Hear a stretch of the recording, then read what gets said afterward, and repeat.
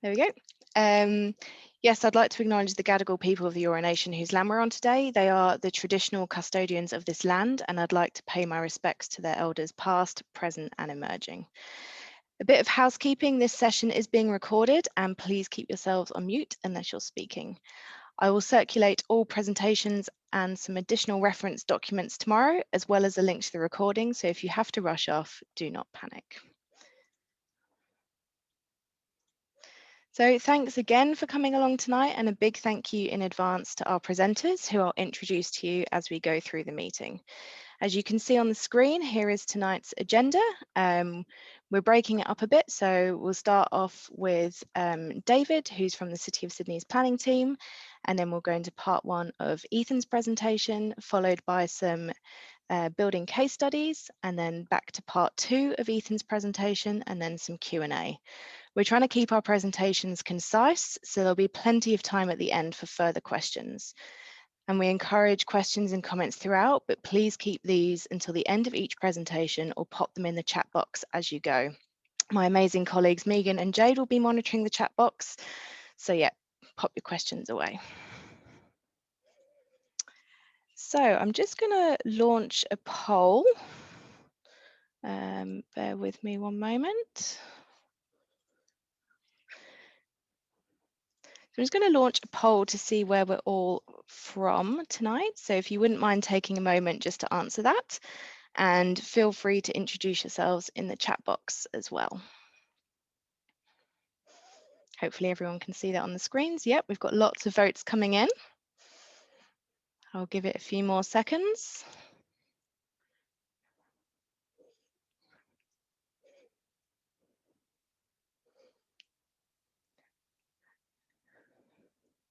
Wow, many results coming in. By far the majority are apartment owners. Got a few renters, some building managers in there as well. Great, so thanks everyone for voting on that. I'll just share those results with you now. So as you can see there, the majority apartment owners on the call tonight, some building managers, strata managers, and a few apartment renters as well. All right, so first up, I'd like to share my screen again, and I'd like to introduce David, who is from the City of Sydney planning team. Sorry, bear with me a moment, slight technical glitch. All right, sorry, before I introduce David, I'm just going to do a bit of context setting and let you know about the City of Sydney's environmental strategy draft that is out at the moment. So we've taken the lead on emission reductions as part of our commitment to tackling the climate emergency. Our draft environmental strategy from 2021 to 2025 is now on public exhibition, and our target for reaching net zero emissions has been brought forward 5 years earlier than planned to 2035. Making use of the city's rooftops to generate renewable energy is critical to achieving the target of net zero emissions, and encouraging the uptake of off-site renewables in the form of green power will also be key to achieving the target, with the added benefit of supporting regional economies. Australia has one of the highest rates of rooftop solar PV installations in the world. In June 2020, more than 2.5 million units had been installed, with a combined capacity of about 12 gigawatts, which is equivalent to 6 small coal-fired power stations. But fewer buildings in the city have rooftop solar, due in large part to the complex decision-making and approval processes of strata. The city estimates there's approximately 400 megawatts of potential rooftop solar capacity in the area, and these rooftops obviously include apartment buildings. As we all know, solar has many advantages, including saving money and taking pressure off the grid, and recent amendments to the Strata Schemes Management Act 2015 have lowered the voting threshold for sustainability infrastructure upgrades, theoretically making it easier to install renewable energy in strata. And as I'm sure you all know, if you've ever dipped your toes into the world of strata, you'll know that it's not straightforward, and depending on your building's profile and energy use, the benefits may not outweigh the costs. So tonight's speakers will provide you with a practical advice to help you decide whether solar is the best option for your circumstances. And importantly, they'll also share insights into how to successfully engage your owner's corporation into the discussion. So first speaking tonight is David from the City of Sydney's planning team, who'll be giving us an insight into the City of Sydney's planning permission and PV. So I'll just stop sharing my screen, David, and feel free to jump right in.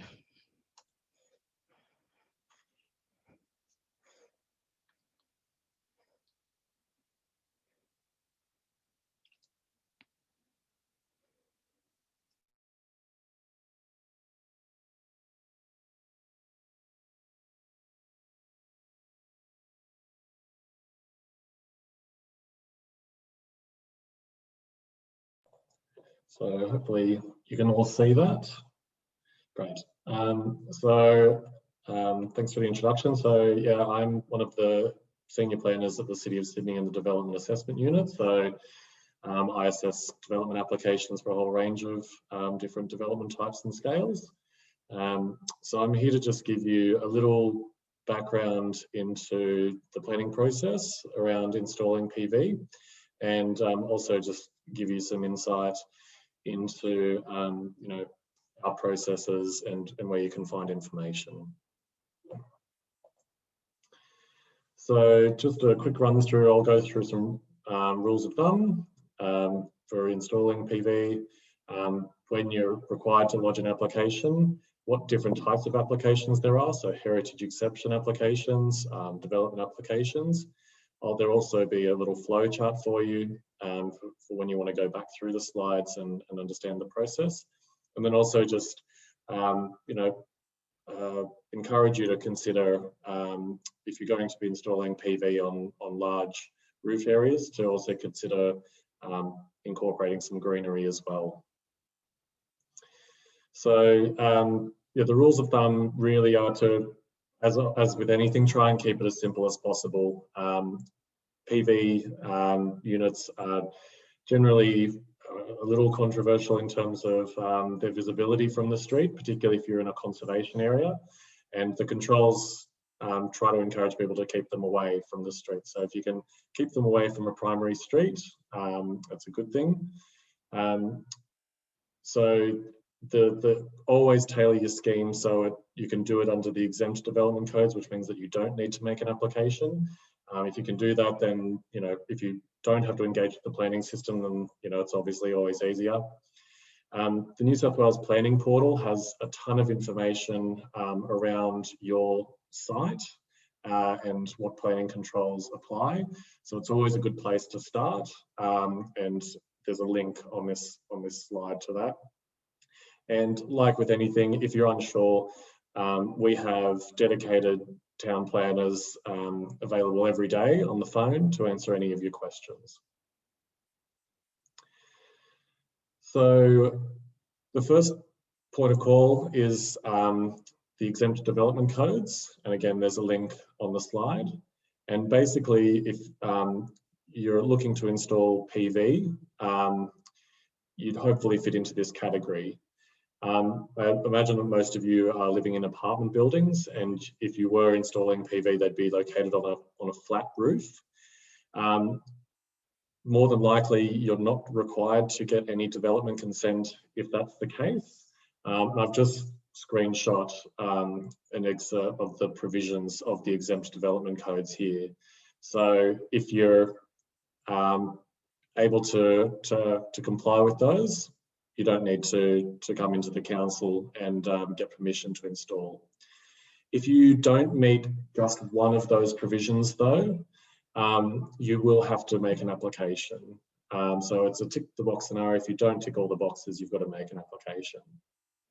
If you're located within a heritage conservation area, or your building is a local heritage item, you may be able to apply through what's known as a heritage exception application. And basically that's just a pretty fast track process to get your approval. If you're not located within a heritage conservation area or a local heritage item, you'll have to lodge a development application. So if you are in a heritage conservation area or a heritage item and you want to lodge a heritage exception application, we have some guidelines that are available on our website as to what information is required to be provided, and also obviously the application itself. One thing to keep in mind is that the city does not charge any application fees for works that are purely about sustainability. So if your application is just about installing solar panels, there won't be an application fee. If you tie in the installation with other works that you're doing on your building, say you want to, reclad the building or something like that, it may attract an application fee. So I'd always say read the guidelines, engage a draftsperson or a designer to draw your plans, and include some photos of your building with your application. You can also visit, as I said, the New South Wales planning portal to find information on your site. But just keep in mind that if you're in a large apartment building and you're not in a conservation area, hopefully you don't have to go through this process and you can just go ahead. If you're not in a conservation area and you have to lodge your DA, you have to lodge this application electronically through the New South Wales planning portal. You do have to provide a little bit more information in the form of what's known as a statement of environmental effects. It can be pretty brief. We're not looking for anything formal. You don't have to engage a town planner or anything like that. But essentially, there is a format that you must follow, and it's basically just identifying your site, looking at any relevant development controls that apply. So, for example, if there's a maximum height limit, are your solar panels exceeding the maximum height limit? And also considering any potential impacts on neighbours, which again, if you're a standard residential apartment building with a flat roof, it's probably not likely. And again, this application is free as well. We don't charge for these applications. One thing to keep in mind is we don't actually have much in the way of planning controls for solar panels. We generally encourage them. A lot of people do ask, if we install them, is there a chance that they could be overshadowed by development in the future? We do have these controls here which try to protect solar panels from overshadowing. It's not a guarantee, but it is a matter for consideration if we're looking for new development. Is it going to impact any solar panels in the surrounding area? So this is just a very quick summary of the planning process around solar panels. As I said, most of you, if you are looking to install solar panels, will be able to do it as exempt development without having to get any approval. If you don't meet those provisions, as I said, it's either through the heritage exception application or a development application. And I just wanted to draw your attention to the benefits of incorporating green roofs into your PV installations. There's been a recent study done by Lendlease and UTS, one of the Lendlease buildings at Barangaroo, and where they've incorporated both green roofs and PVs. And it's basically shown that not only do you have the benefits from green roofs of, increased biodiversity, improving runoff, lowering the urban heat island effect, but it actually improves the efficiency of your solar panels as well. So it's a really good benefit to have, and I'd strongly encourage you to investigate that.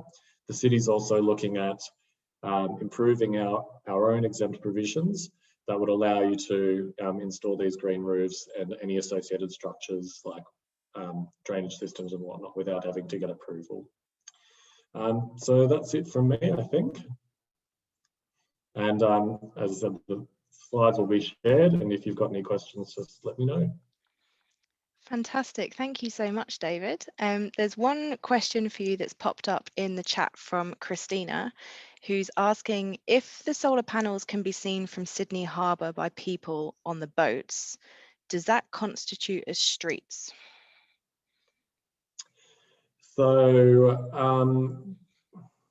if you have to lodge a development application and you're within proximity of Sydney Harbour, like, on the foreshore, for example, we do have to consider a state policy which protects views from Sydney Harbour. I would say if that's the case, if you are located within the foreshore area, it's probably best to come in and chat to us. It'll probably be a pretty unique circumstance. But the city is strongly encouraging of the installation of PV, and I'm sure it wouldn't be too much of an issue. Great. Hopefully that answers your question, Christina. Are there any other questions for David? Put them in the chat. Oh, David, we've had a couple in the chat box. Someone from Ashley from the Darlington in Pyrmont. Our strata committee has explored solar panels on our flat roof.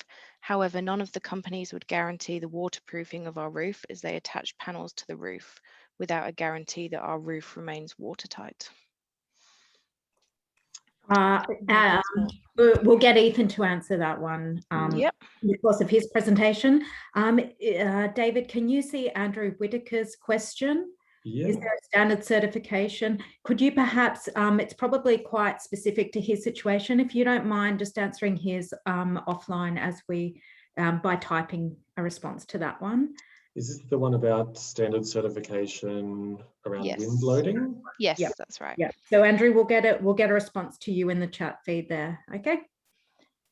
Great. Great. And if everyone could just keep their questions in the chat field rather than the Q&A, it's a little bit hard to keep track of them across both options. Thank you. Fab. Thanks, Megan.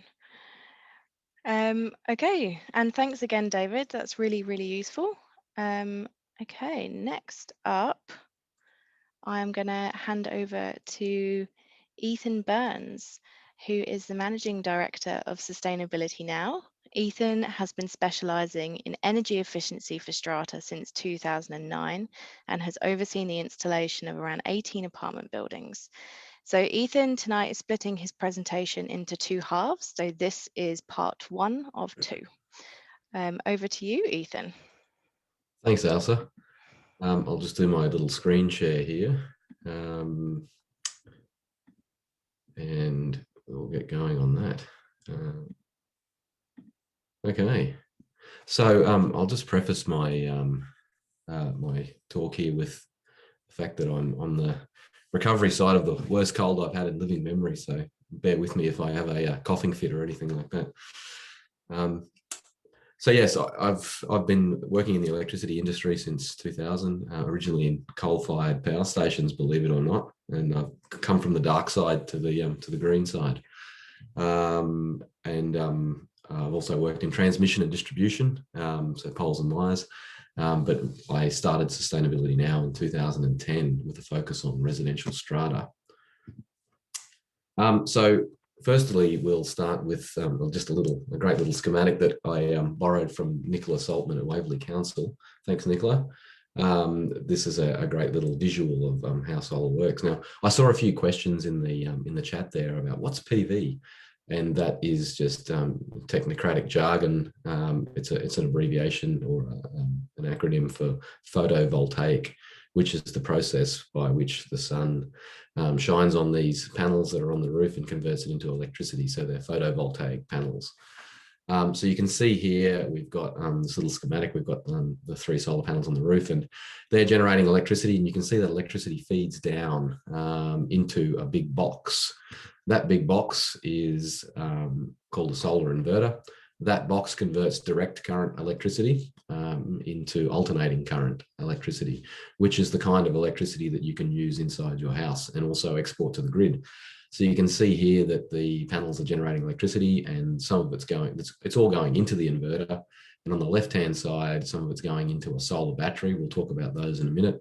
And on the right-hand side, it's heading off into the grid, exporting through the meter, which is now circled in purple there. So I'm not sure exactly why when the lights go out, it stops exporting to the grid. It doesn't make any sense to me, but we'll just ignore that and move on. Here's another little diagram as well. So you've got your solar panels, they create direct current electricity that goes into an inverter, which creates turns it into alternating current electricity, and that can be used in your home appliances and go to the grid. So general considerations for installing solar. Ideally, we want to try and install it on the north facing aspect, but you can also do east or west. They're both okay. West's probably better than east because the peak billing period for most people on electricity is in the afternoon. So if you're having solar on your west aspect, that's probably going to serve you better financially than on your east aspect. We don't install on the south if we can help it at all. You're not going to get a great return on investment by doing that. Ideally, we would like to tilt them at 30 degrees from horizontal. That's in order to maximize output in the wintertime when the sun stays in a low arc across the north sky. Doesn't matter so much in summer, but winter, that's ideal. Flat is okay as well. It's not ideal, but it's better than 0 to 10 degrees. So you don't want to put them ideally, if you can, at 0 to 10, because you can get an issue with build-up of sediment and that sort of thing on the bottom of the panel that can create a small shading effect. If they're pitched at more than 10, they should self-clean in the rain really well. If they're dead flat, then you do get some gunk built up on there and that sort of thing. But when it does rain, it kind of distributes it evenly over the panel. So that's the theory anyway. So the Clean Energy Council has a bit of a rule of thumb that in the Sydney area, you should be getting about 4 kilowatt hours per day from your system per kilowatt installed. So if you have a 1 kilowatt solar power system, you should be getting about on average across the course of a year, about 4 kilowatt hours a day out of that. If you have a 10 kilowatt system, you should be getting 40 kilowatt hours a day roughly over the course of the year. And that's for an optimally installed system facing north and pitched at 30 degrees. It'll be slightly less for other installations. It can actually be more too if your system's really optimized quite well. I've personally got a 1.5 kilowatt system on my roof, and it regularly does 10 kilowatt hours on a nice sunny day in summer. Okay, inverters, that's the thing we were talking about before that converts direct current to alternating current. There's two key kinds of inverters that you'll come across. One of them is a string inverter, and that's the most common one, and that's where all the panels in the system feed into one large box. Alternatively, you might see micro inverters, and in this case, you have one inverter for each panel. The reason you would use micro inverters is, one, they're a lot more expensive, so it will really add a lot of cost to your system using micros. But the main reason we use those is because where you have shading issues, if you have one panel that gets shaded, then it drops out of the system and doesn't affect the others. With a string inverter, if you have one panel that's badly shaded and voltage drops enough, you might lose the whole string of panels that go into the inverter. So a string is a number of panels wired in series that go into an inverter. So if you lose one whole panel, you can lose the lot.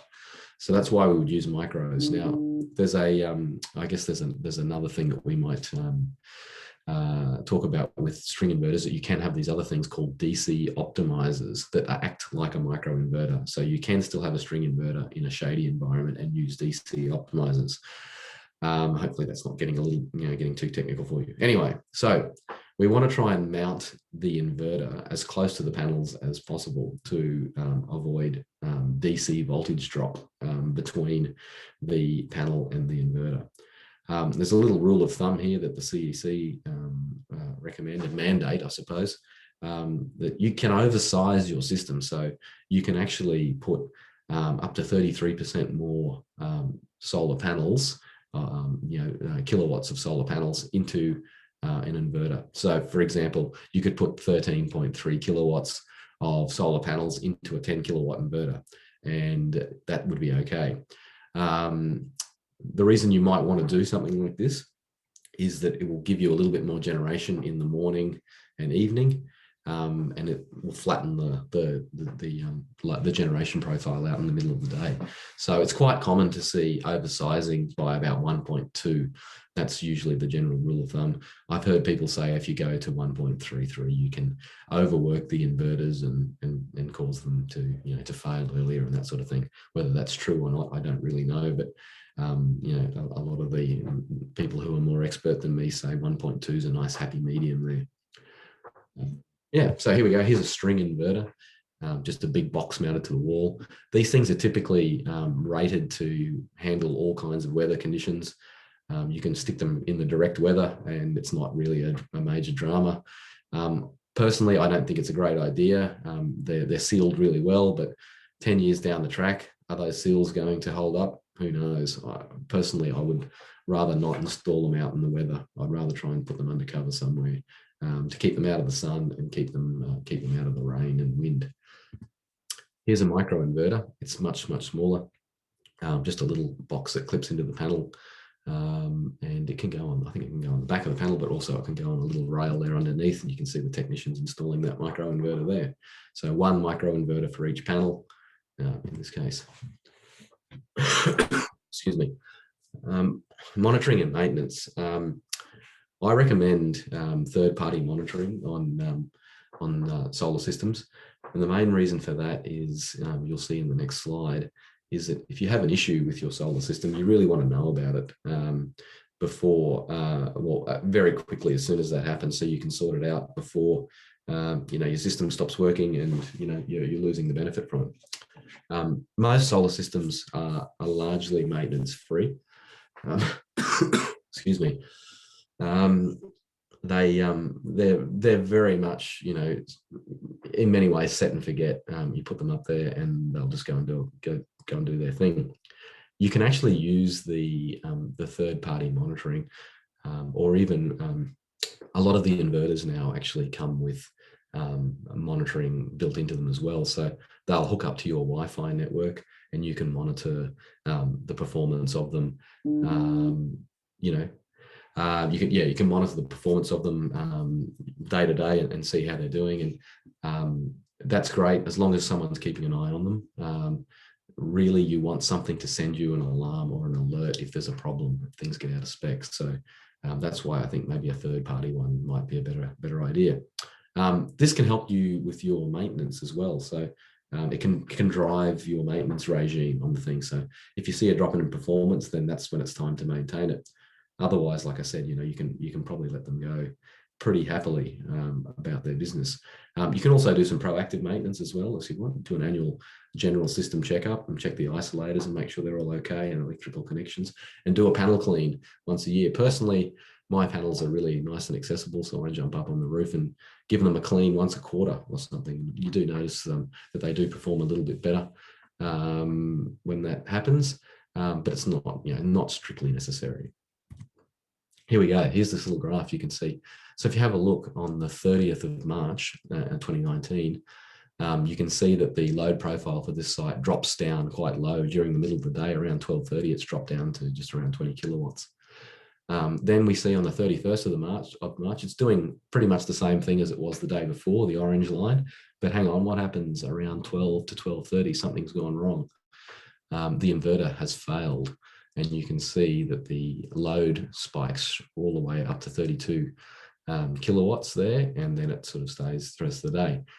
And then you can also see on the 1st of April, there's a little April Fool's joke that the inverter played on this site, that the load profile is much higher than it was on the 30th of March. So this is the importance of having some monitoring. This site had no idea that this happened until I did the interval data analysis. I think it was in the order of like 14 or 15 months later or something like that. And had I not looked at it, they may have never known that there was an issue with their system. So that's why it's important to monitor these.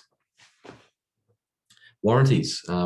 So your inverters will typically have a 5 to 10 year warranty. I think most of them are 10 years now.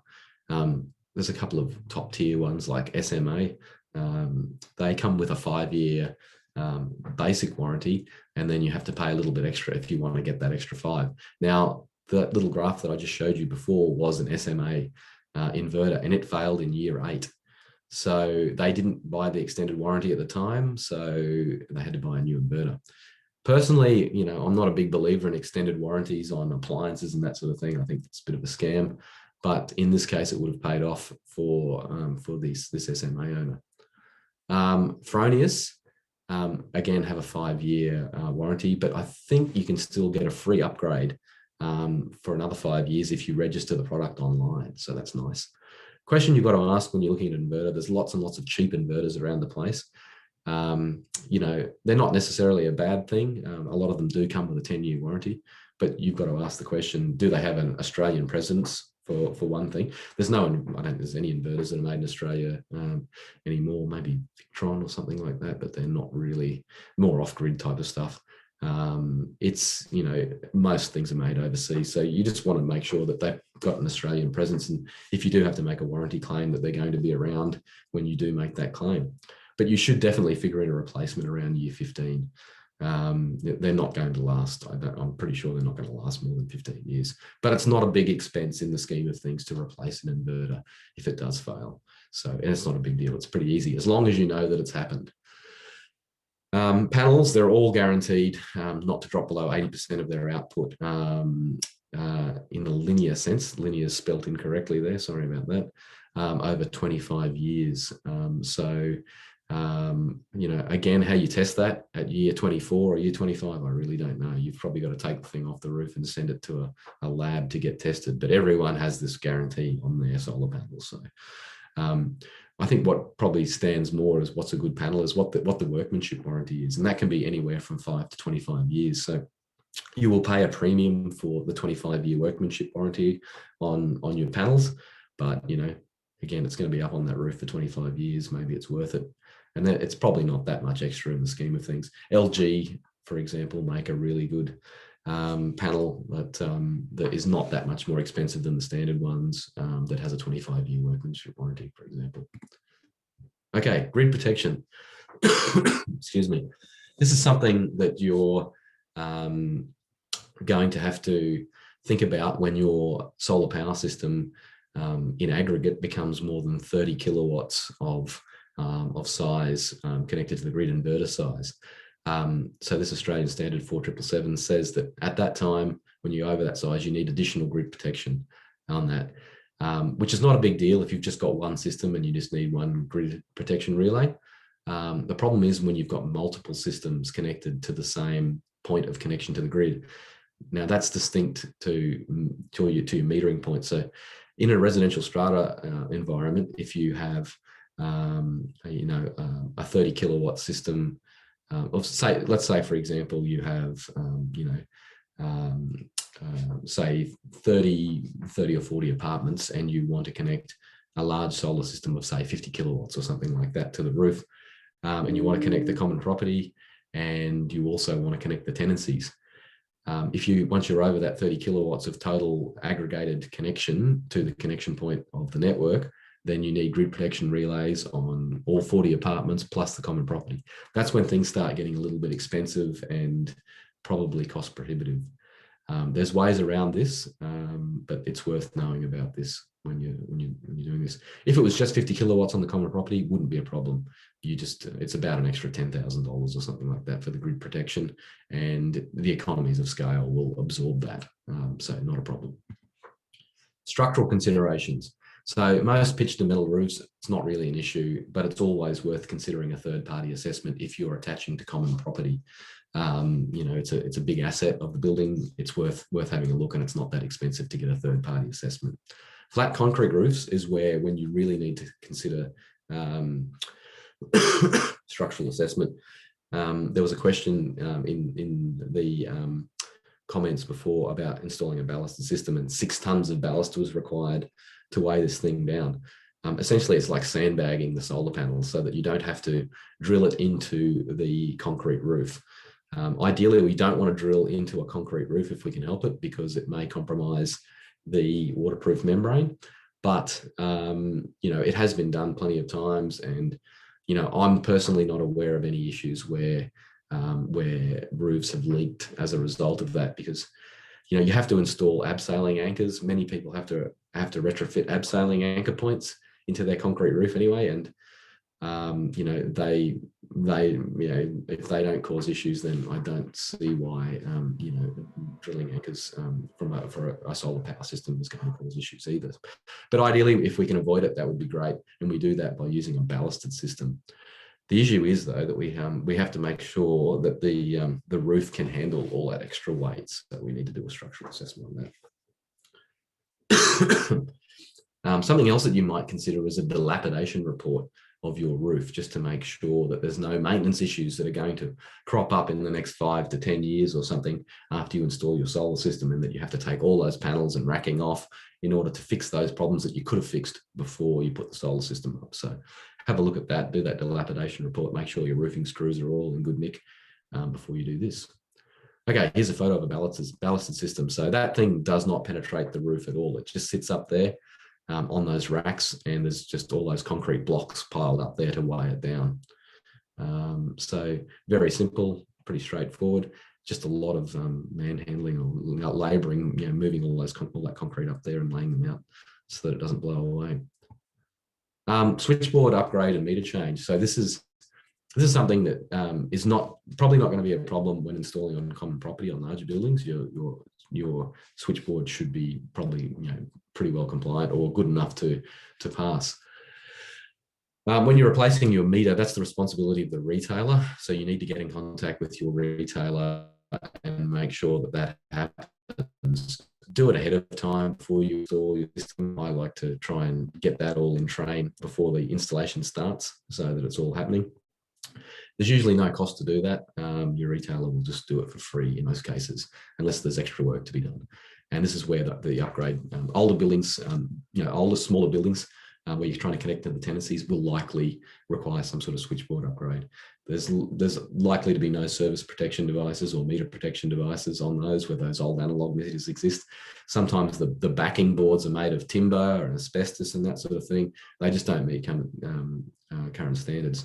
So the question I guess you've got to ask yourself is, do you want to be proactive about this, or do you want to be reactive about it? And there's a good case for both, I suppose. You can go in there and spend thousands and thousands of dollars on getting your switchboard replaced, but you may not have needed to do that.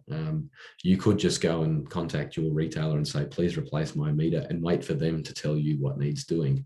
And then you've got a scope of work to go out to a level 2 electrician to get your switchboard upgraded. So there's an argument for both, I suppose, on whether you proactively do the upgrade or reactively do the upgrade. Here's an upgrade that we just come across recently. So that whole thing essentially kind of needs to be replaced. You can do a patch fix on it for about $2,700 in this case. It's about $4,100, and I think that's what they're going to opt for at this point. So financial incentives. Let me just quickly go. We've got slides here. I'll quickly blast through these because I think we're running out of time. Financial incentives, you don't really need to worry about this. This is all built into the cost of the quote. You will get a rebate for your solar system. You can look into this in more detail. Look up renewable energy target on the internet.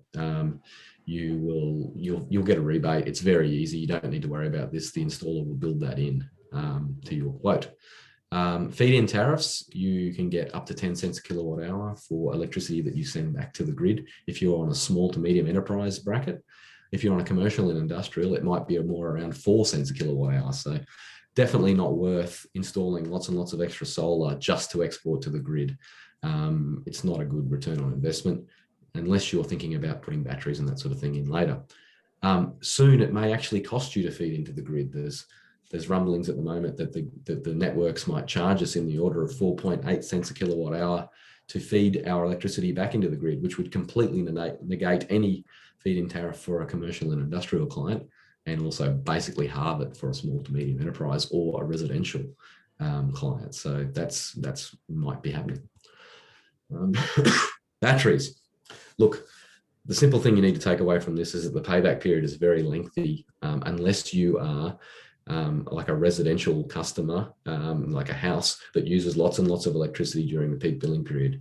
It's not really going to pay for itself in the time within its lifetime, unfortunately, at this point in time. Some small to medium enterprise and residentials who are paying lots and lots for their peak electricity will get a reasonable return on investment. It can be as low as 5 years, but larger buildings where you're connecting solar to the common property, it's just not going to pay for itself. There's also very onerous fire protection requirements required under the BCA, Building Code of Australia. So you have to install heavy duty fire protection when you're installing these batteries. So, it's something that may change in the future, but it's worth asking the question. But building integrated PV, this kind of falls into the same category. It's where solar is part of the building. And it's great if you're designing a building right from scratch where this is in part of the building. It's awesome. It's a great way to go. Excellent. Retrofitting it, on the other hand, very, very expensive. And I think, personally, I think your payback periods would be well in excess of 20 years doing that. But, it's always changing. There's solar glass, and they're talking about solar paint now. Wall-mounted solar systems, that's happening. There's a couple in Melbourne that are doing that. A couple of buildings. It's great. Again, if you can do it at the development stage, it makes a lot of sense. All right, I'll pull it up there. Sorry if I went over time. I'll stop my sharing and we'll do part 2 a bit later on. Great, thank you so much, Ethan. There's a couple of questions that have come up. If we can answer those quickly, that would be great. The first one is, would East aspect be more beneficial now that people are working from home? Excuse me. Not necessarily. I don't think, I'd have to think about that, I think, for a time. I mean, East, in the morning, if you're on a time of use tariff where you have peak shoulder and off peak electricity, you're in shoulder between 7 a.m. and about 2 p.m. Monday to Friday. Whereas peak is 2 p.m. to 8 p.m. Monday to Friday.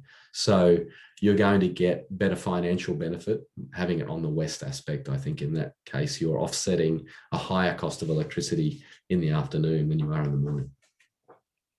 Great, thank you. And another question from Cameron. He said, all strata owners have different opinions, usually to do with spending money. Is a PPA better than owning the solar and paying CapEx? And what's the most common in strata? Look, PPAs are an interesting thing. There's a lot of companies out there who, I guess, are looking to lock people into really long-term contracts and just make money off it, essentially. But I think it can be, if it's no solar or a PPA, then PPA is probably a good option. But I'd just be a little bit wary about being locked into really long-term contracts on PPAs. We don't really know what the price of electricity is going to be like in 5 years' time. The general trend is up, obviously, but locking into big long-term contracts, I think they're worth looking at. But read the fine print would be my recommendation there. Great, thanks, Ethan. Okay, there's a couple more questions come up in the chat. If they're not answered as we go through online, then we can come back to those at the end. So now I'd like to go over to our presentations from 2 representatives from owners corporations in our area. We'll take a couple of questions after each presentation, but then we'll have more time for questions at the end. So first up, we have Gail Wang, who is a committee member at City Quarter and East Tower at Central Park. Gail has fought tirelessly, yet successfully, to get solar installed on her roof, which she'll tell us all about, and now impressively is living carbon negatively. So Gail, over to you if you're ready to go.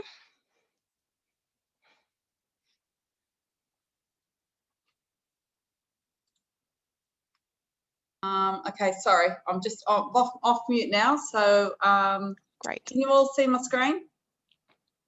Yep, I can see it. Is there a way you can make it bigger, Gail? Yeah, I'm just going to do the little doobie lucky thing here. Okay. Fabulous. So 10 minutes, over to you, Gail. Okay, thank you, everyone. I don't know if I'll use 10 minutes, but I'll give it a whirl.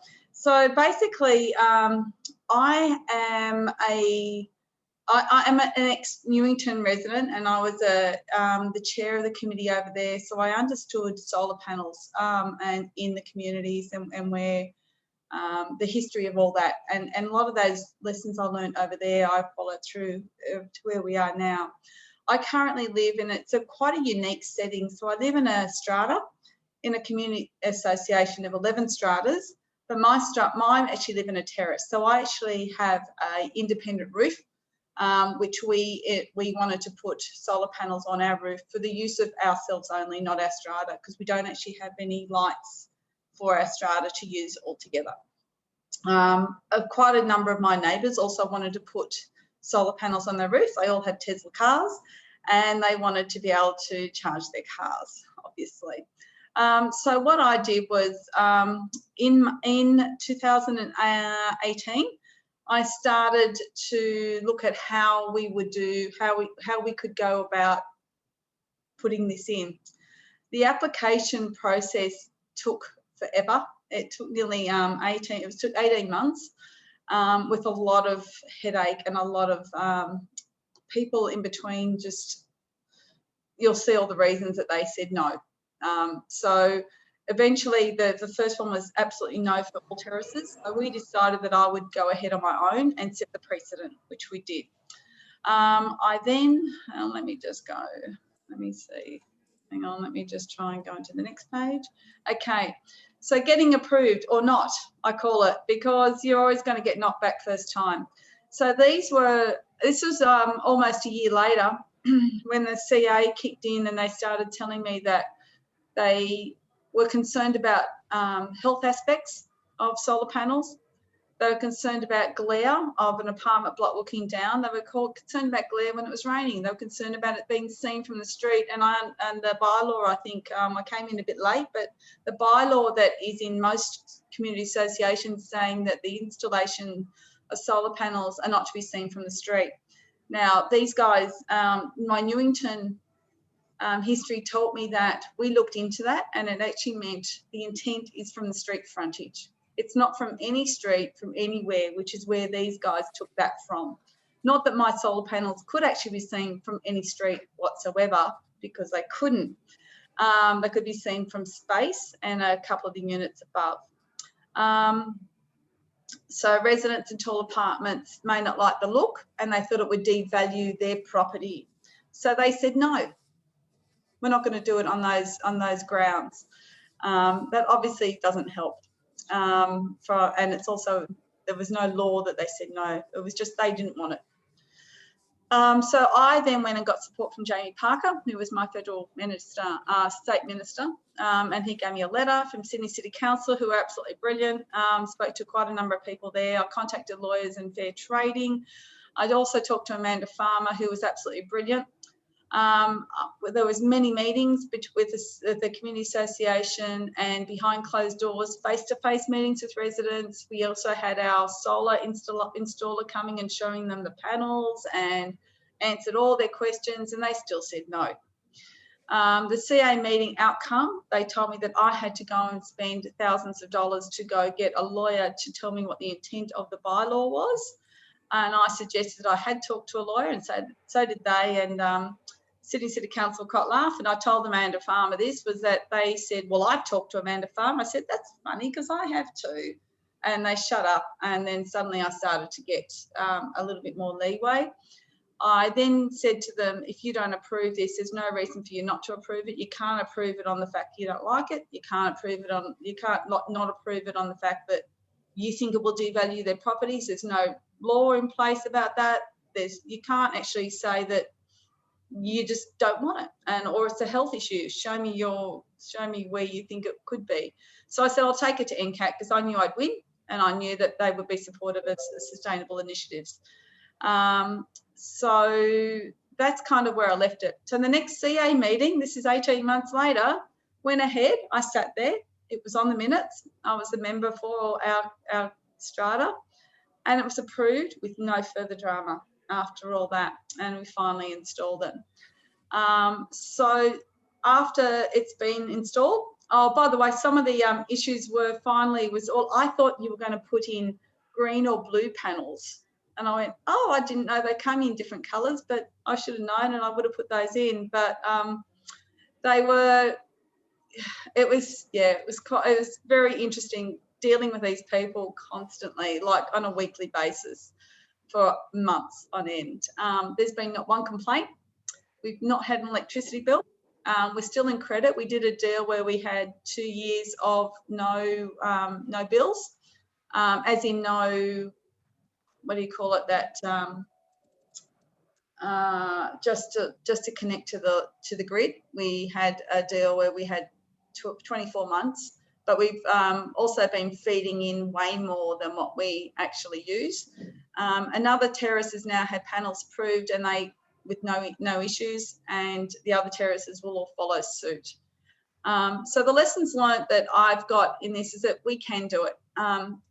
It may take a while, but the law is on your side. Know your rights and stick to them, because I knew what the intent of the law was, and I knew what rights I had, and I knew that they were acting way outside their scope as a strata managers in a community association. They were acting on their feelings and their emotions and not on the law. Find others who've been through this and talk through it with them. I found it very great. It was great that I think it was Megan that put me on to somebody else in another strata who'd also had the same exact issues and how they dealt with it. And that was really good. That was really comforting to know that I'm not the only people dealing with emotive people in your stratas that you have to try to win over.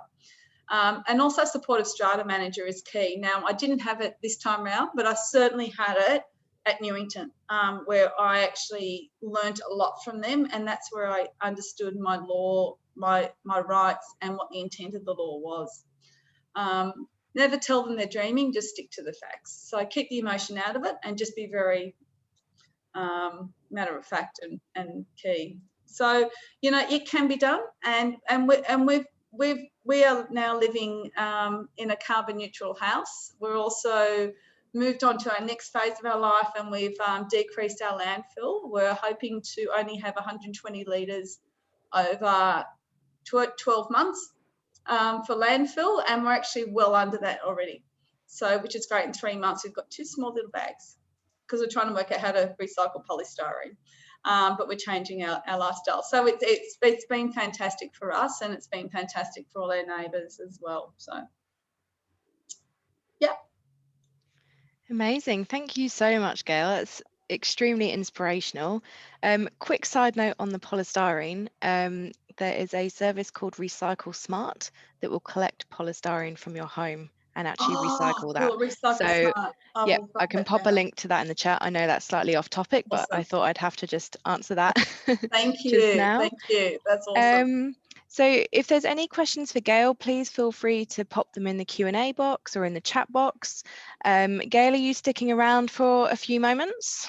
Yeah, I am. I guess to say that what we also chose, it was really interesting listening to Ethan, and like I'm going, where were you guys when I started going through this? Like, really?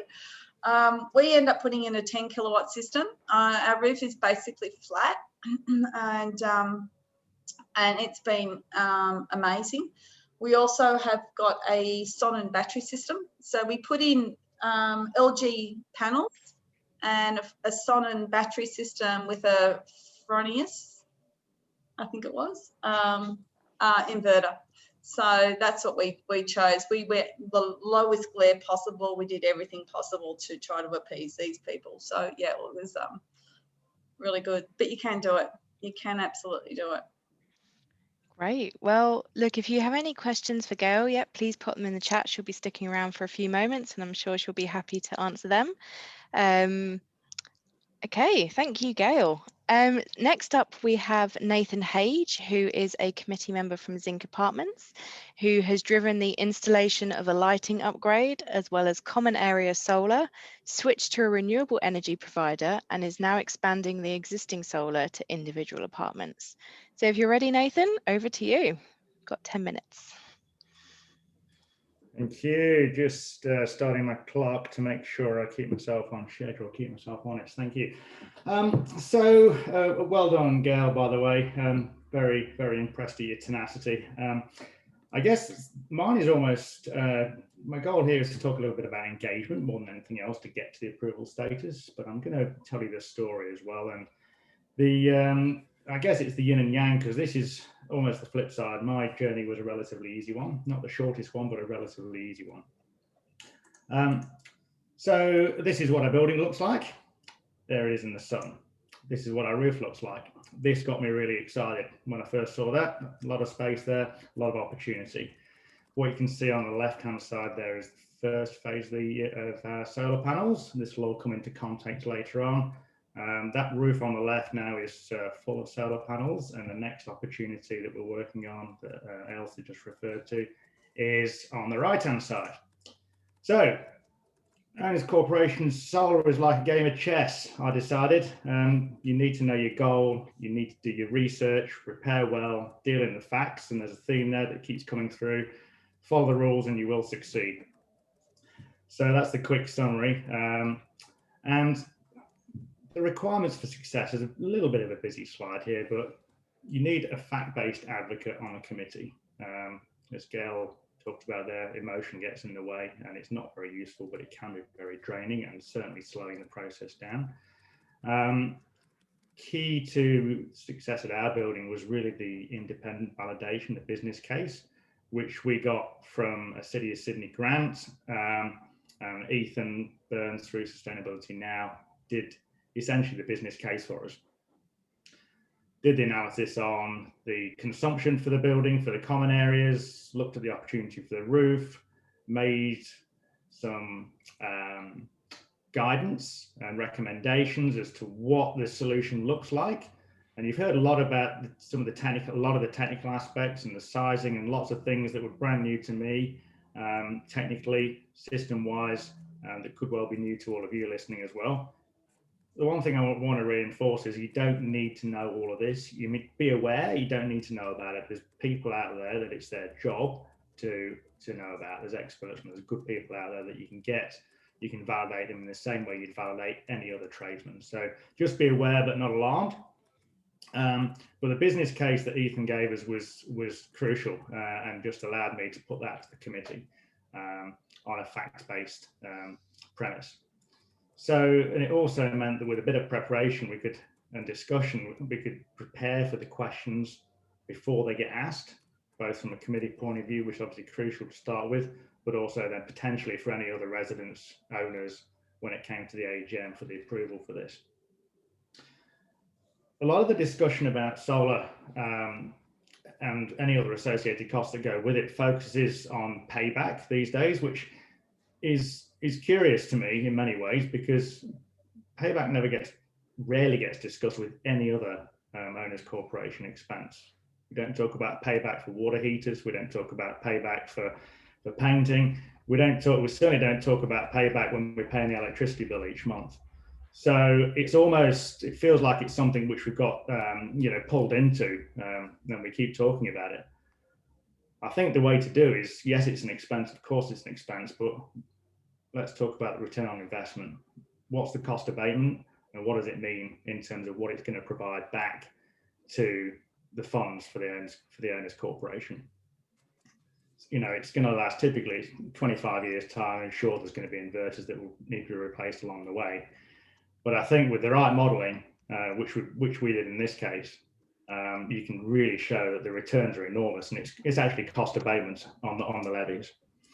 So, and also put it in perspective, I would suggest as well, if you're talking about, whatever the number might be, 10, 20, 30,000 for a solar spend, just put some context around what it means in terms of, the overall building cost for that year and what it means over a 5, 10, 15, 20 year period. And I quickly did it for this building here before I came on, and we're in decimal places of percentage in terms of levies for the year.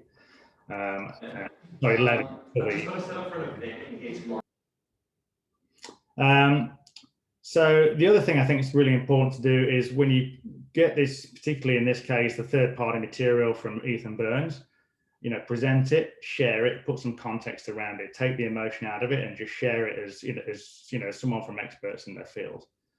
And also, I think what we did with the phased approach here, we did a very deliberate post-implementation review. What does that mean? What did we get right the first time around? What do we need to learn from? Did we get the right size? Did we spend the right amount of money? Did we did we get the results that we anticipated? And if the answer is yes, great, fantastic, sets you up for success for a phase 2, phase 3. If the answer is yes, a qualified yes with a few maybes in there, then okay, how can we do it better the next time? Part of the process is, of course, there's always going to be some people that are not going to be convinced or going to say no to the process. Just remember that, you know, part of it is you need to listen to them, ask them to articulate their opposition and address their, you know, their concerns with facts, but do that formally. Then it means that everyone else can see that you're addressing, you know, the spoken concerns, which may well be other people's concerns as well. But also remember, you don't have to convince everyone. You just have to convince enough people. Also, touched on this before, but know that all the questions have already been asked and all of them have already been answered. So no, it's no one's first rodeo. There's a lot of expertise out there. There's a lot of cumulative experience out there. So don't feel like you're on your own. Reach out, ask the questions. There's enough people who've had enough experience with this to help along the way. And utilize other case studies and the expertise that's gone with that. Quick potted history for this building here. So I guess started off in 2013 with just some building efficiencies. Lots of detail around that, but essentially around pumps, lighting, sensors, etc. And some upgrades. 2016 was the grant and the recommendations from Sustainability Now that I've just spoken of. Following that was the committee engagement process and the AGM approval. Installed this first installation of solar was installed a few months later in 2017 with an additional lighting upgrade. All of this, meanwhile, we're monitoring and building the case study for the benefits as we go along, which I'll show you shortly. There's a slight hiatus then until 2020, when we got a Watt Watchers device, which essentially allows us to monitor major parts of the building at a circuit level. So is it ventilation? Is it garage lighting? Is it common area lighting? Is it the lift? So we can see, and water pumps, etc. So you can see how different devices are using electricity at different times, which allows further tuning and enhancing, which is surprising because a lot of these devices were set to run at levels which genuinely weren't required, and in some cases potentially damaging. So then that was basically allowed us to say, okay, well, we've tuned up the building again. We've optimized it as far as we think we can go this time. Solar phase 2, which is where we are now. So that's an additional round of solar, which is the first roof complete now, which means it's the right size in winter, but we very generously feeding the grid in summer, but there's a plan for that. And we're also now monitoring, we've got an additional Watt Watchers device, so which looks at the whole of the building level. So we can see what the whole of the building is using, which is basically setting us up for the next level, which is, that's a solar system. Okay, just in case you're wondering what we're still talking about, it's not chess anymore, we're back into solar.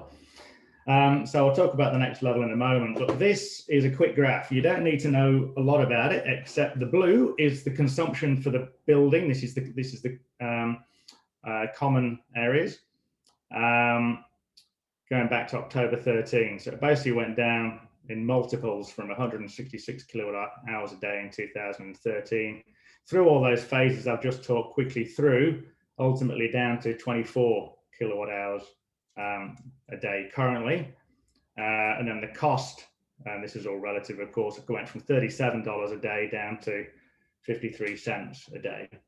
So thanks, Ethan, for that. What does that mean in raw numbers from baseline to now? 85% reduction in consumption and a 99% reduction in cost. So pretty significant, and you can see the benefits not only of solar in there, but also of the different efficiency initiatives throughout the journey. So I guess you've heard me mention Watt Watchers a couple of times. I think that would have been fabulous if I'd had that a number of years ago, because it really focuses your efforts on certain things and really allows you to focus on what you can reduce your consumption to start with before you put solar on there. There's a lot of good stuff that we did, but I think that would have expedited some of that process. The next part, which is really exciting, is solar sharing for all apartments. I saw Cameron had just joined. Which is next level, really. So with its associated inverters, which will allow us to combine with a system called SolShare, which Loom provide. I guess all you need to know about that is it's a piece of smart solar sharing technology. Pay for the privilege, of course. I've done a lot of numbers, which I'm not going to talk through now, but it really does make sense. And it allows each unit to get an appropriate allocation. You can set whatever rules you like, an allocation of solar as it's generated, so it's fair and equitable. It's future-proofed, so that as batteries get added in the future, it can share the batteries as well. So that's really exciting. We're literally at quote stage now, and I'm putting a pack together so we can take that to the next AGM. What does it mean in terms of raw numbers? On average, probably going to be about a $2,500 outlay for each unit, which we think will generate as a minimum about half of the average unit's electricity consumption. So pretty powerful numbers. And then I see the phases after that is, as it becomes sensible, we'll add batteries in for the common areas, and then battery sharing for all the other apartments, which ultimately, if my quick numbers are correct, should get the building largely, if not all, off-grid, which is pretty exciting. So I'm going to close up there, but happy to share this and any other information. For anyone at any time, please call me. It gets me excited. And in a very nice way.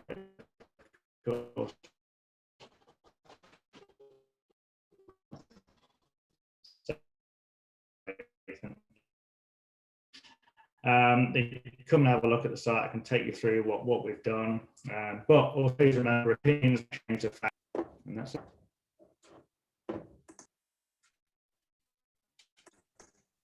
Amazing. Thank you so much, Nathan. And as a quick side note, you mentioned Illume. We have Cameron Knox, the CEO and co-founder of Illume Energy, as one of our panelists. So if you have any questions for him about behind the meter solutions, please feel free to pop those in the chat box or in the Q&A. Also, if you have any questions for Nathan, I'm sure he'll be sticking around for a couple of minutes, so please feel free to pop those in the chat or comment box. I'll just read out a quick comment from Gordon, who's saying, a great comment. You only need to convince some people, not everyone. And now with the changes to the Strata Schemes Management Act for sustainability projects, even fewer people. So hopefully we'll see some more solar projects getting across the line. All right, I'm now going to hand back over to Ethan Burns for the second part of his presentation. And I believe he is answering 3 questions in 30 seconds to start off with. So over to you, Nathan. Okay, Nathan, I'm going to throw the questions. Ethan, I'm going to throw the questions to you, okay? Okay, go. 30 seconds. Are there safety issues if the inverter fails? I don't think so. Like I just basically your solar power will stop working. It's not going to cause anyone any unless it catches fire or something like that, which any electrical device I suppose has the possibility to do that. But I just don't think there's any problem, any issue at all with an inverter. When it carks it, that's it. It just stops generating electricity, and there's all kinds of fail safes built into them and that sort of thing. So no. Excellent. There you go, Leonie. Question number 2, is time of use or flat rate tariff better? Look, if you're very smart about how you use electricity, then time of use is going to suit you better. If you can think about when you put your dishwasher on and put your washing machine on and that sort of thing and avoid the peak billing period, then you will save money by being on time of use. In terms of your common property, for your owner's corporation, 99% of buildings will probably be on time of use already anyway. And if you aren't, then you should get on it, because you will more than likely save money being on time of use. from a common property perspective. They're phasing flat rate out. It won't be around anymore. So I'm not sure exactly in the Ausgrid network now, but I dare say new connections to the Ausgrid network, new houses that are built, you probably won't even get the option to have flat rate anymore. It'll just be time of use. Excellent. And last question from Ashley. Will any installers guarantee the roof membrane isn't ruptured? Look, I doubt it. I think that's a pretty onerous guarantee on their part, because if it ruptured for some other reason, other than the solar, then they could potentially be liable. I'm not sure I'd be putting my hand up for that if I was a installer. What I would say is, if you're going for a ballasted system on a concrete roof, then it's pretty much risk-free. Depending on your membrane, there are membranes that sit on top of the roof, on top of the concrete. They're like a big rubber mat that's kind of like sealed over the top of the thing. Ballasted systems are no good for those either, because the weight of the ballast can crush the membrane. It's where the membrane's sprayed on and it's like, part of the concrete aggregate, then it's not a problem. And would it be a good idea for people that are installing solar to update their building insurance? Definitely. Like my understanding is that certainly in a residential detached dwelling situation, is once you put your solar panels on the roof, they become part of the building fabric and therefore automatically covered by your insurance, your home insurance. So I assume that extends to residential strata as well, but it's always worth making a quick phone call to ask whether you need to add that as an extra item onto your insurance policy. Fabulous. Thank you, Ethan. So are we moving on to the next section of the slides now? Yeah, let's do it. Look, something I'll just very quickly do. I was just having a quick look at this.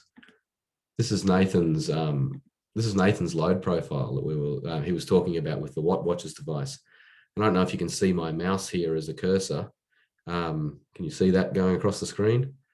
If you have a look at, this is the whole of building, you can see that the zero line is just down here. And from about 9 o'clock in the morning, the building is exporting to the grid, because you can see that the lines dip below zero there. So they're sending electricity to the grid at that time. So between 9 a.m. and like 3 p.m, essentially, and we're kind of like nearly not quite in the middle of winter, but so they're sending a lot of power to the grid. So that's just an interesting little thing.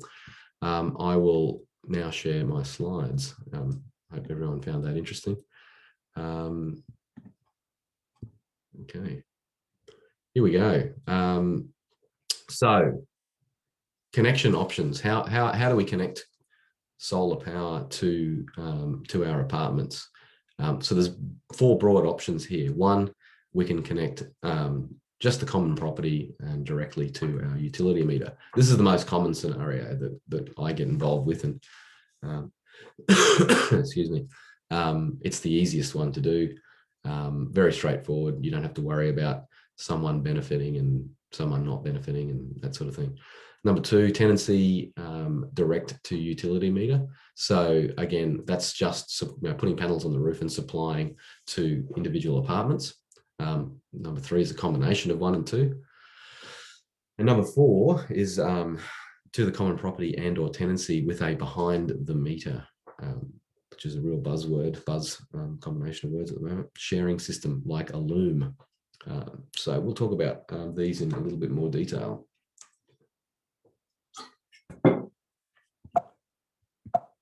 Okay, why does it not want to? There we go. Direct to, excuse me, common property and a tenancy. So we can have multiple small systems up on a roof connected with string inverters. And remember, string inverters where all the panels go into one box, and then it's wired back to the electricity meters. Or we can actually just have one large system up on the roof and then split it up using microinverters. So that's another really good thing that microinverters are good for. You can much more easily split up a very large bank of solar panels into effectively individual solar systems using microinverters. then wire back to the meter.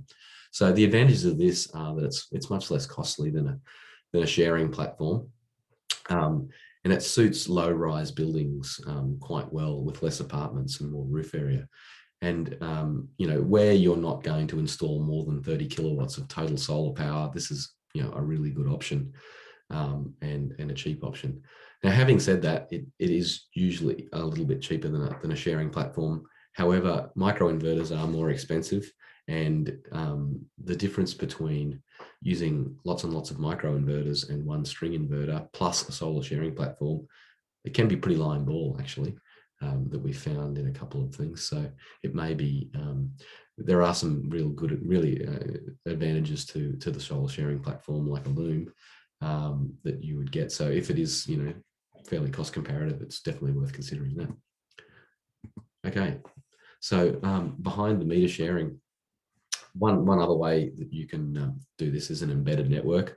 I'm not going to get into that in too much detail because it's fairly complicated, and you know, I'm not sure that it's really a great solution for most buildings. There's plenty of examples of buildings out there at the moment where people are trying to get out of their embedded network contracts. So yeah, we'll just leave that one to the side for the moment. So a loom is where you have a large system feeding into soul share boxes, and Cameron can probably answer some more details about this if there are any specific questions about that. But the box that they have at the moment, you can actually have 15 different single phase connections connected per box. So you can have 15 apartments connected. You could have 14 apartments and one phase of common property. Most common property connections will be 3-phase connections. So if you had, say, for example, 12 apartments and 1 3-phase common property connections, then you would only need one of these boxes to distribute your solar power to those apartments. So the advantages are that it's great for, you know, greater than 20 apartments because you really technically only have one solar power system connected to the grid. So if you're over 30 kilowatts with the Australian standard 4777, that is effectively one solar power system. So you only need one grid protection relay. You don't need 20 grid protection relays. So it's really good for when your system's over 30 kilowatts. The other thing that it's really good for is it actively manages demand. So the box can sense who needs the electricity at the time, and it will send it their way, and rather than exporting it to the grid. So if you just have multiple systems up there wired back to the meter, there's nothing actively managing that. So if you're away for the day, it will just send your solar power, and everything's turned off in your house. It'll just send your excess solar power to the grid and you'll get a feed-in tariff for it. Whereas, you know, the Loom system will actively say, hang on, my neighbor is home and needs some power, I'll send it their way. So it can, the good thing about it is it can do that. And it tries to sort of balance the ledger, I believe, towards the end of the month. If you haven't had your fair share, you know, earlier in the month, it'll try and send it your way to even things out by the end of the month. I think the problem can be, though, that if you're away all month, then, you know, there's just no opportunities for you to get your fair share, and you probably just miss out on that. So whereas if you had a direct connection to the grid, you would just get the feed-in tariff for it. But I mean, how many of us are really in that situation, I suppose? The disadvantages are that it is expensive. It adds a bit of cost to it. So it's about in the order of about 15 grand, and Cameron might correct me here on this, 15 grand on per box on top of the solar system cost. So it starts getting pretty expensive for sites over 60 apartments. And then, yeah, as I said before, if you don't use it, if you're not around to use that solar power for some reason, and over the course of a month, you essentially lose it.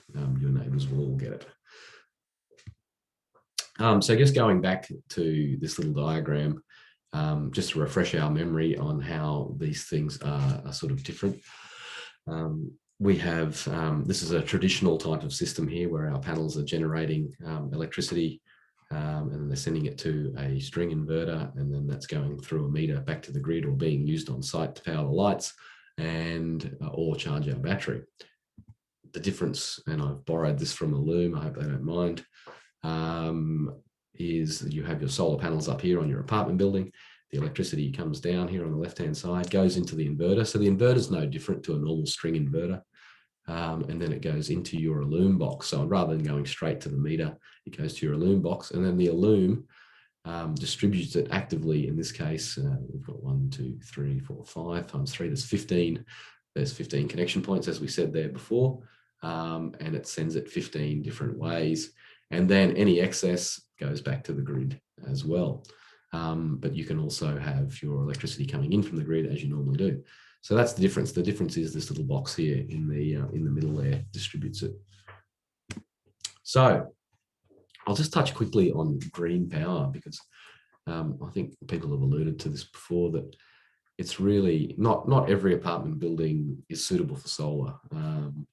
There's just certain circumstances where it's just not going to work, unfortunately. And the easiest solution for you in that case is to just buy green power. So source your renewable energy from off-site. There's an accredited, a federally accredited program called Green Power, and it's very simple and easy to implement. At the moment, I've seen some amazing rates for it, for new contracts, an extra 2.8 cents per kilowatt hour for your accredited green power going forward. Just recently, I've had quite a few buildings where I've been looking at their existing retail contract for their common property, and we've been able to move them to 100% green power and save them in the order of about 15% over what they're paying at the moment with their normal retailer, which is amazing. Like, it's just an absolute no-brainer. Why wouldn't you have 100% renewable electricity from an accredited source and save 15%? It's great. No capital expenditure, no maintenance. It's really easy way to go. And the other really good thing about it is that you're pretty much guaranteed that your building will get a 6-star neighbours rating a year after you do this, as long as your building doesn't use lots and lots of natural gas. If you purchase 100% green power, you will get a 6-star neighbours rating, guaranteed. So that's always worth looking at as well. And even if your building does have solar power on it, you still are probably going to be importing electricity at night time. So why not have that green power at night time? Definitely worth looking at. All retailers offer this as an option. Just got to make sure that that their product that they offer is accredited green power, not an offset or something like that. So ask your retailer. You can also buy it in lump sums as well, actually, retrospectively, if you like to do that. You can pre-purchase it for the next year. There's forward contracts and that sort of thing you can do. So, for excuse me, for really small sites at the moment, it might cost you 4.5 cents a kilowatt hour or something like that. But for forward contracts, it's in the order of $2.5 cents per kilowatt hour, 2.5 to 2.8 at the moment. So that's great. All right, we've got a couple of little case studies here as well. So these aren't little case studies, and I'll let you look through these in your own time. But what I've done here is basically, all the solar power installations that I can think of that I've been involved with in the last little while. I've put them all into a table and basically ranked them in order of dollars per watt AC installed. So the size of their inverter is the AC size of the system. So the magic number in solar power circles is $1 per watt installed. If you can do that, then you're doing well. You've got a really good value solar power system there. There's certain circumstances for detached dwellings where it might be 50 cents per watt installed. There's some absolutely crazy cheap solar deals out there at the moment for detached dwellings. But speaking in a common property connected residential strata sense, $1 per watt install is a nice goal to think of. And I only know of one building at the moment that, and I personally wasn't involved with this installation, But I've been doing a neighbours rating for the building just recently, and I saw the installation of the quote. It was a 30 kilowatt system for about $30,000 fully installed, which was amazing. You can see there's a list of installers there as well who did these jobs. So it ranges all the way from $1 per watt installed up to $2.08 per watt installed. And it's all about the complexity of the installation, to be honest. If you need to have a crane come in and block off some roads and get permits from the council in order to block those roads off, then your system is going to cost a lot more. If you have lots and lots of really long cable runs and that sort of thing, then yes, it's going to be much, much more expensive. But the interesting thing that you should look at here as well is the years that these things were installed. So we've got a couple going back to 2014 here, 2016. So even in 2014, the one in Capella, Kensington, 17 kilowatts, was $1.43 a watt installed. And then, you might have one in 2018 or 2019, 2020 that's up around $2 per watt installed. So I feel like the renewable energy target that gives us our rebates on solar power installations is fairly well designed. It's done a great thing so that the cost of solar basically comes down at a similar rate to what the rebate backs off at. So it's a really, really well done thing. So here's a nice little graph showing the different things. So you can see on the bottom axis there, we've got AC system size, and on the top, on the left-hand side, up the side, a vertical axis, we've got dollars per watt installed. So it's not really, there's economies of scale definitely with bigger systems usually, but you can see that we've got a 77 kilowatt system there at $1.51 per watt installed. They had, it's not necessarily, a major rule that a bigger system costs a lot less. So here's some things that we've been looking at recently with Waverley Council for connecting to tenancies as well. None of these have actually been installed yet, but these are the sort of prices we're looking at. As you can see, it's much, much more expensive when you're trying to connect to tenancies. And it's just I guess a factor of the complexity of trying to put a big solar system up on the roof and then split it into smaller parcels and then wire back to the tenancies. It's an unfortunate fact of life if you want to connect solar to your tenancy in strata that it's going to cost a little bit more. But my having installed 2 of my own solar systems, you might think about the cost of it up front and that sort of thing, but going forward, you forget about that as soon as it's on there and you're looking at your electricity savings and your reduced carbon impact. You never think about the capital costs again, and I can speak from experience on that. There's another little graph showing that.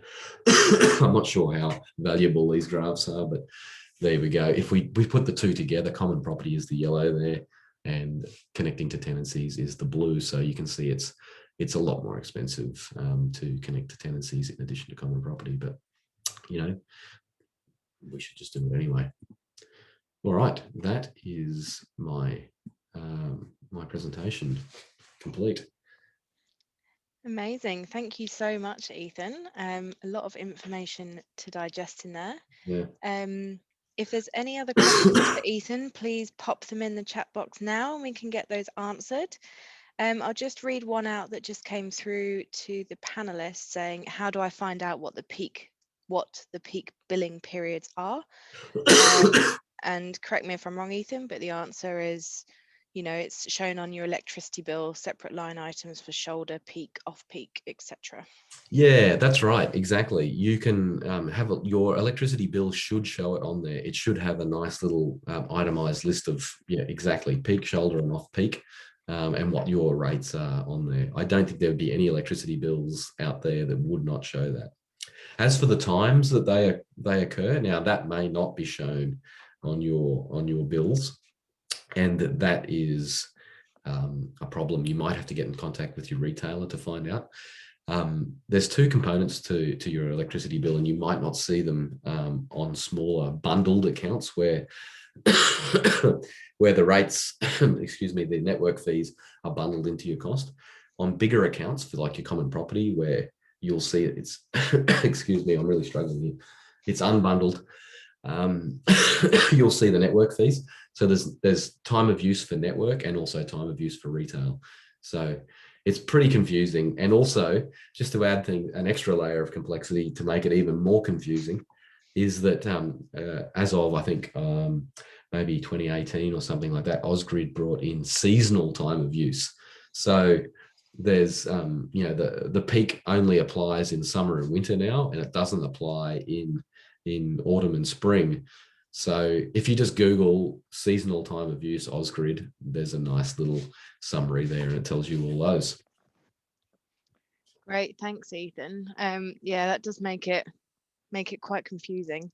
But yeah, if you get in touch with your energy retailer or jump onto their website, it should be on there as well. I can't see any other questions that have popped up. Megan, please jump in if you've spotted any that I've missed. No. But if anyone there that would like to share their story to solar, that would be great. Does that mean that I've explained things so well? There's just no questions. It's amazing. Absolutely. Or Elsie, you could perhaps talk about the grants that are on offer. Yeah, I'll get to that. I just want to make sure that we've covered off on everything, but if nothing else is popping up in the chat, then yeah, I'll jump on. But if there is anything else, please do pop it in the chat, or do feel free to email through. We have a number of resources to share with you, and I will email these round tomorrow as well, including the City of Sydney's Renewable Help Centre for any advice on solar, green power and more. There's a huge amount of articles on there on all of those topics. And a note about approvals: Amanda Farmer recently hosted a webinar which mentioned a bylaw for solar. So again, links to that there, and I'll send that around tomorrow as well. A huge thank you to all of our speakers for tonight. It's been absolutely fantastic. I also have a feedback survey, which Megan is going to pop in the chat now, just so we can get some feedback about tonight and see if there's any other topics you want covering off in the future. I've got a few events and some information about grants, which I can go through now. Let me just skip to the next slide. First off, a case study. So Ethan mentioned about purchasing green power to have a 6-star neighbours rating. So one building within the City of Sydney Council area actually did this, and this is Maestro in Harold Park, which is in Forest Lodge. So they were the first owners corporation nationally to achieve a 6-star rating with green power. At the moment, they're seeing 30% savings on annual electricity consumption. And their ultimate goal is to reduce their energy consumption to a level that will require them to not purchase any more offsets. So I know it's a bit of information on that side, but I will send that round tomorrow so you can have a read through that. But yeah, super inspiring stuff from them. A plug to join our Sustainable Apartments Facebook group. There's about 120 or so members on there from both the City of Sydney and Waverley Council areas. We encourage discussions on there. We'll post events on there, any useful articles or podcasts that come up. So yeah, the link's there, but again, you'll also get this tomorrow. So yeah, please feel free to join and start discussions about solar on there. The City of Sydney is also running a survey about owners corporations, and again, the link's included in that. So if you have some time to complete that, anyone renting or owning an apartment can respond. That would be fabulous. Okay, and a couple of events coming up. This one is a free webinar about how to save energy and money in your apartment, and this is run by Waverley Council. It's free to attend. It's on Thursday, the 3rd of June. Again, the link will come around to you tomorrow for that. And there's a couple of upcoming OCN webinars as well about understanding the basics of strata and also being safe in strata.